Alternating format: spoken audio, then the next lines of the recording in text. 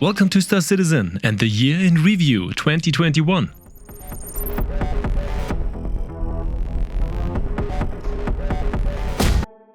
The year 2021, or better 2951, is coming to an end, and it's time to look back at the new game mechanics, ships and vehicles, and of course the various events. Towards the end of 2020, version 3.12 introduced the Esperia Talon and Shrike, which came into play as strong light fighters. In addition, the tractor beam was introduced, which is indispensable today, as well as the first glimpse of the INS Jericho station, which we would like to get to know better. But also the refinery system with the refinery stations was a big step, especially in mining. And with the revision of the bounty system, there was also the first mission against an Idris, a real milestone. But this was only a harbinger for the big Xenos Threat event, where we were able to play one of the dynamic events for the first time, where we fought in teamwork against several Idris capital ships and were also supported by a Javelin destroyer in the game. One of the most impressive moments in Star Citizen so far. A real highlight. With 3.13, we were more drawn to the ground, being able to explore several new cave systems not only on foot, but also with ships and vehicles, as well as docking and undocking our snub fighter from the Constellation series for the first time. These cave systems range from sinkholes, which offer space for several ships at once, to smaller variants, which we could only explore further with light fighters or a snub. And thanks to the first version of the SDF shield technology, shield holes were finally a thing of the past, and the Constellation series in particular was great again. Minor adjustments were still needed, but many ships could finally be put in good use again. The Gladius received the gold standard, which brought physicalized components into play. And with the Greycat Rock DS, a two-seater version of the Rock that was not really useful until then, there was a second vehicle for the popular rock mining. And with the Cyclone MT, the focus on more ground combat and surface gameplay slowly began to take shape. And fittingly, after what felt like an eternity, the various vehicle lifts were finally made safe to use, one of my personal highlights of 3.13. Also a highlight was the station-to-ship docking, which was first implemented for the 890 Jump as well as the Hammerhead. But also one of the most interesting and versatile ship series so far found its way into the game, the Crusader Hercules Starlifter series in the civilian C2 and the military M2 version. To match this, there was the powerful Nova tank, another ground vehicle that requires the Starlifter series as a transporter. During the Invictus launch week, we had the next unexpected highlights. We were able to admire the imposing UE Bengal carrier in flight at close range, and as part of the Invictus, we were also able to take a tour on board to the UE Warhammer, the Javelin destroyer from the Xenos Threat event. And these experiences were also absolutely impressive and clearly showed what is already possible in the game. Also, details on the guided tour through voiced NPCs and different areas of the decks gave the impression that many areas in the game are already much more advanced. At the Invictus launch week, which took place at Microtech, the RSI Scorpius, an X-Wing-like heavy fighter, was presented as a new concept, as well as the advanced version of the Redeemer, which could already be seen there. This fan-made original concept was adapted to the needs of Squadron 42 and the Persistent universe. And with the Gatak Raylan, a Xi'an cargo ship concept was presented, which also carries its cargo externally like the Mizkal series. For this, there were various offers during Alien Week, although this event was limited to the Pledge Store. A surprise was the message from Chris Roberts and Sandy Gardner, who announced that they would be moving to England towards the end of 2021 to personally support the completion of Squadron 42. With 3.14, there were extensive changes and adjustments to weapons, flight values and the entire energy system of ships and vehicles. The later power management system was already introduced. Another highlight of the year was the implementation of the Cloud City Orison on the gas giant Crusader, which is one of the most impressive environments in Star Citizen so far.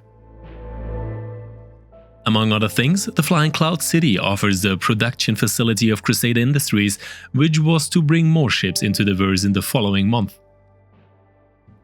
But also a new ship found its way into the game, the Constellation Taurus, the cheapest and in our opinion most interesting variant of the Constellation series, which offers a lot of potential with an extended cargo hold as well as a dedicated tractor beam. But also a new generation of armor as well as the preparation for in-game backpacks was implemented into the game with Orison. First, the industrial armor was implemented here with the Aerial series, which should be a harbinger for some upcoming new and visually very appealing armor variations. With the power management system, the possibility of capacitor energy distribution in connection with the adaptations of the weapons and ships, considerably more depth was brought into space combat.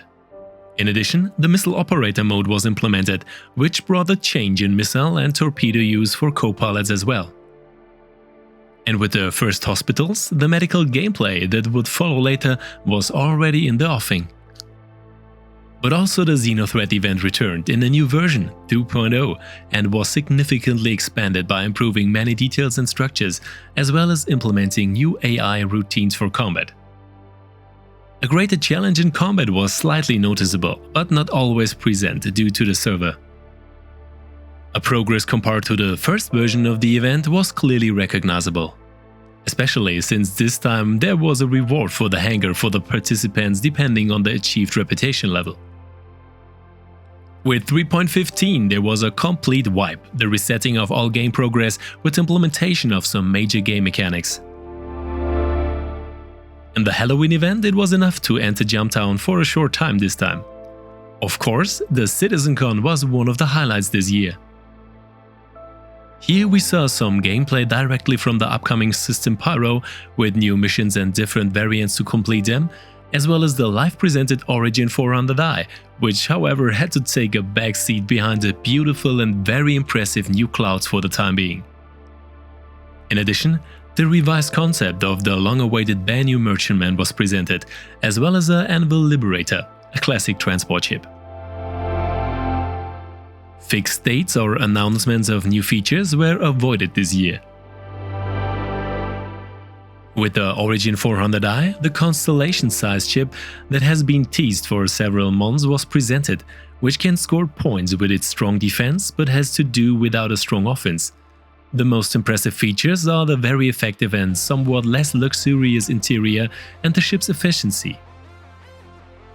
With the implementation of the new inventory system, the first version of the iCache system found its way into the game, which also made it possible to implement a server crash recovery function that protects traders from losses. Also extensive was the first version of the medical gameplay, which also led to a significant rethinking of the gameplay and brought some changes to the respawn mechanics and introduced the residence system. More armor variations, such as the exclusive CitizenCon armor, were added to the game, as well as the second upgrade of the landing zone Orison, with the tuning forge Cousin Crows, the Crusader showroom and some mana improvements. With a loud bang, the Crusader Hercules Starlifter A2, the first dedicated heavy ground bomber, also found its way into the persistent universe, with the size 10 bombs wreaking havoc on the ground. Also on the ground, there were improvements and expansions with the new mission types and the new spawn possibilities for NPCs, which brought more depth through the loot of enemies and crates. The expansion of the force acting on the player and ships, the improved scanner, radar and ping system, as well as many smaller details, such as improvements to the SDF shield technology, were also gradually implemented. With a flight-ready Aegis Redeemer, the strongest gunship to date has found its way into the game, whereby the first adjustments have already been made to this gunship, which is currently still too strong. And also the first representatives of a size 7 armament, the Crusader Ares Starfighter series, with the laser version Iron as well as the Ballistic Inferno, were brought into the game. At the annual Intergalactic Aerospace Expo, which was again held at Microtech at the request of the community, there were also some new ships and vehicles, with the Anvil Spartan, a ground transporter that had not really been usable before. The Argo Raft, with its 3 32 SCU containers, already offers a glimpse of the cargo refactor, while the Misk Odyssey, as a large explorer with the possibility of quantanium refinement, had caused some confusion in the community. The winner of the ship showdown was the Argo MPUV, with the MSR 600i and C2 also being awarded the blue Best in Show skin as well as a leather jacket each. All visitors received an Argo MPUV backpack. In addition, there were again very elaborate new armors to see. And with patch 3.16, we received a rather manageable feature package, but in return more stability at the end of the year. The rework of the Dying Star map in Arena Commander already offers a nice preview of Pyro. The new Drake Cutlass Steel, a dropship version, did not meet with much approval from the community due to its very high price. The Steel also offers a renewed focus on ground operations and offers plenty of space for troops. Other features of 3.16 include the hospital in Area 18, bounties in the atmosphere and an overhaul of the Grav-lev technology, which also improves ground operations with Grav-lev vehicles such as the Dragonfly. And with the Jumptown 2 event, we again get a dynamic event which is not quite convincing in the first version. With the 3.16.1, we will receive an update of the crash sites. I hope you enjoyed the video and leave me a like and maybe even a subscribe here. Looking back, there were some really big highlights in 2021, like the first fight against Idris capital ships, joint fights with a Javelin, a Bengal carrier live in flight, a tour through the inside of a Javelin, as well as many great mechanics and core technologies. We are already very excited about what 2022 will bring. But as always, I'm interested in your opinions on the subject. What do you think of 2021?